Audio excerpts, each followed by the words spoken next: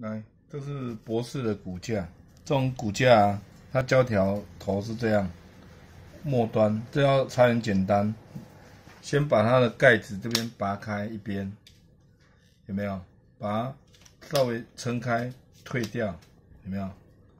然后胶条我们把它翻出来，这样翻出来，稍微拿起来，然后这边头压一下。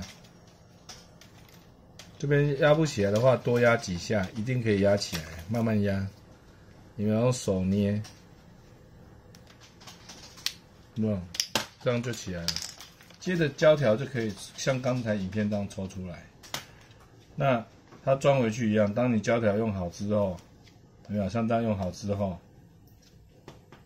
然后盖子它有方向，它这个有方向，你再把它穿回去。有没有？这样穿回去之后，来这边盖子有没有？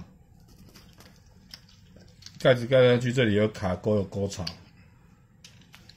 来，有没有？然后按一下，敲一声，然后这边确定这样就安装好了。